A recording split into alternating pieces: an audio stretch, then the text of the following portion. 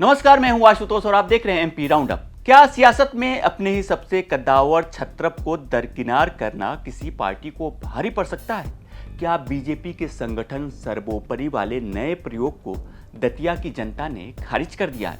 क्या नरोत्तम मिश्रा का टिकट काटकर आशुतोष तिवारी को प्रत्याशी बनाने का फैसला बीजेपी के लिए दतिया में आत्मघाती साबित हुआ? हालांकि दतिया का यह चुनाव सिर्फ एक सीट का चुनाव था, लेकिन यह बीजेपी के लिए साख का सवाल था। बीजेपी के शीर्ष नेतृत्व ने इस चुनाव को जीतने में कोई कोर कसर नहीं छोड़ी। मंत्रियों और नेताओं की पूरी पलटन को पार्टी ने दतिया में उतार दिया, लेकिन जनता ने सबको दरकिनार करते हुए एक बार फिर से कांग्रेस पर ही भरोसा जताया और कांग्रेस प्रत्याशी घनश्याम सिंह को जीत दिला दी। दरअसल इस उपचुनाव की शुरुआत में ही बीजेपी ने एक बड़ा दांव खेला। पार्टी ने अपने दिग्गज नेता नरोत्तम मिश्रा का टिकट काट दिया और युवा चेहरे आशुतोष तिवारी पर भरोसा जताया, लेकिन ये फैसला पार्टी पर भारी पड़ गया। टिकट कटते ही दतिया की सड़कों पे संग्राम हो गया। नरोत्तम समर्थकों का गुस्सा फट पड़ा। समर्थकों ने सड़कें जाम कर दी, जमकर बवाल किया और जिला स्तर के कई कार्यकर्ताओं पदाधिकारियों ने तत्काल ही इस्तीफे की पेशकश कर दी। पार्टी ने किसी तरह से डैमेज कंट्रोल करने की कोशिश की। मंत्रियों का तांता लगा दिया। 14 मंत्री, 6 सांसद और 110 विधायक, पूर्व विधायक, मंत्रियों की फौज उतार दी। मुख्यमंत्री मोहन यादव 3 दिनों तक दतिया में रहे। नतीजा यह हुआ कि बीजेपी ने कांग्रेस के प्रभाव वाले बसई क्षेत्र में अच्छा प्रदर्शन तो किया, लेकिन अपनों की नाराजगी की ऐसी आग सुलग रही थी जिसने पूरी बाजी ही पलट दी। नतीजे आए तो कांग्रेस प्रत्याशी घनश्याम सिंह ने बीजेपी के आशुतोष तिवारी को 6000 से ज्यादा वोटों से हरा दिया। और सबसे चौंकाने वाली बात यह कि नरोत्तम मिश्रा के अपने बूथ नंबर 121 पर भी आशुतोष तिवारी को 264 वोट मिले, जबकि कांग्रेस को 291। यानी नरोत्तम के अपने बूथ पर ही बीजेपी 27 वोटों से पिछड़ गई। अब सवाल यह है कि दतिया उपचुनाव में बीजेपी के इतने दांव कैसे फेल हो गए? क्या दतिया में नरोत्तम मिश्रा का व्यक्तिगत जनाधार पार्टी के फैसले पर भारी पड़ गया? क्या टिकट कटने से नाराज नरोत्तम समर्थकों ने चुनाव में वह जोश नहीं दिखाया जो दिखाना चाहिए था? क्या दतिया बीजेपी 2 हिस्सों में बंट गई थी? एक जो पार्टी आलाकमान के निर्देशों पर काम करती रही और दूसरी वो जो नरोत्तम मिश्रा के समर्थक थे। हमने ये सवाल किया स्थानीय पत्रकार से और ये भी पूछा कि बीजेपी भीतर घात को लेकर के दतिया में किस किस नेता पर कार्रवाई कर सकती है। जैसा कि आपने पूछा कि उपचुनाव में भारतीय जनता पार्टी के प्रत्याशी आशुतोष तिवारी की हार का क्या कारण रहा, क्या भीतरघात या अंतर्विरोध रहा, तो जो सुनने को देखने को मिल रहा है वो ये कहना पड़ेगा कि आशुतोष तिवारी के अनुसार ही अगर बात मानी जाए तो वो भी ये मान के चल रहे हैं कि उन्हें अंतर्विरोध का सामना करना पड़ा। हालांकि नरोत्तम मिश्रा का टिकट कटने के बाद नरोत्तम मिश्रा ने सभा में सबके सामने कहा था कि मैं आशुतोष तिवारी के लिए घर घर जाकर निवेदन करूंगा, अपना शीश नभाऊंगा और आशुतोष तिवारी के लिए वोट मांगूंगा। लेकिन नरोत्तम मिश्रा के कहने के बाद हालांकि उनके जो समर्थक थे वो काफ़ी नाराज़ थे। उस घटना के बाद, टिकट कटने के बाद चक्का जाम भी किया था और धीरे धीरे स्थितियां सामान्य होती जा रही थी और चुनाव अपने गति को पकड़ रहा था और भारतीय जनता पार्टी का प्रचार प्रसार लगातार बढ़ रहा था और धीरे धीरे करके नरोत्तम मिश्रा के कुछ समर्थक और भारतीय जनता पार्टी के कार्यकर्ता भी ऐसा लगने लगा था कि वो प्रचार कर रहे हैं, देखने में ऐसा लग रहा था। लेकिन अब जबकि परिणाम आया है तो ऐसा बिल्कुल इसके विपरीत निकला, क्योंकि पूरे शहर से आशुतोष तिवारी को हार का सामना करना पड़ा है और अब उन्हें जो जानकारी मिल रही है कि उनकी ही पार्टी के लोगों ने उनके साथ दगा किया, अंतर्विरोध किया, भीतरघात किया।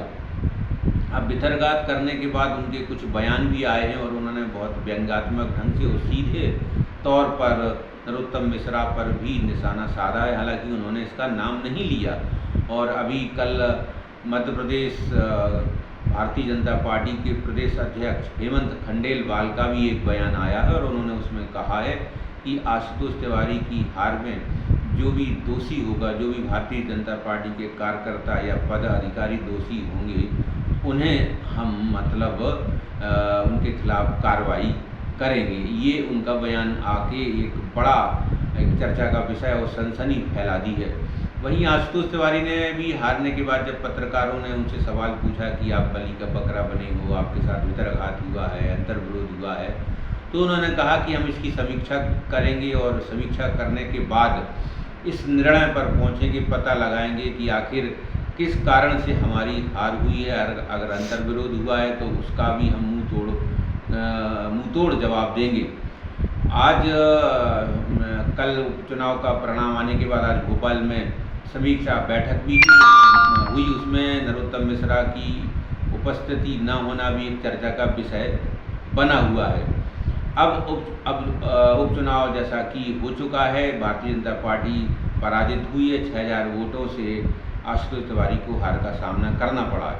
उन्होंने भारतीय जनता पार्टी के कार्यकर्ताओं को संबोधित करते हुए बहुत कुछ व्यंग्यात्मक और सीधे तौर पर कहा है कि समय आने पर हम इसकी प्रतिक्रिया देंगे। यहाँ तक उन्होंने कहा कि समय आने पर हम इसका जवाब भी देंगे।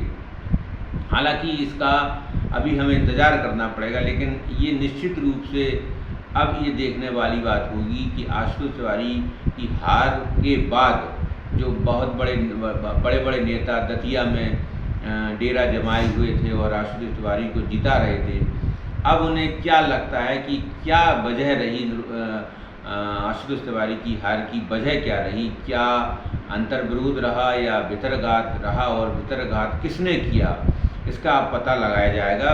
और अब आने वाले समय में आपको हो सकता है भारतीय जनता पार्टी के कुछ पदाधिकारी, कुछ बड़े नेताओं पर कार्रवाई देखने को सुनने और देखने को मिल सकती है। हालांकि अभी इसका इंतज़ार करना पड़ेगा, और लेकिन ये ज़रूर कहना पड़ेगा कि आशुतोष तिवारी की हार पूरे देश में चर्चा हो रही, क्योंकि कांग्रेस को एक ऑक्सीजन के रूप में देखा जा रहा है। हालांकि दतिया में कांग्रेस 2.5 साल पहले भी कांग्रेस ने बाजी मारी थी, और 2.5 साल बाद एक बार फिर से भारतीय जनता पार्टी को पराजित करके कांग्रेस ने एक बार फिर से बाजी मारी है कांग्रेस के प्रत्याशी घनश्याम सिंह ने। तो दतिया उपचुनाव का जो रिजल्ट आया वो साफ इशारा करता है कि स्थानीय स्तर पर सब कुछ ठीक नहीं था।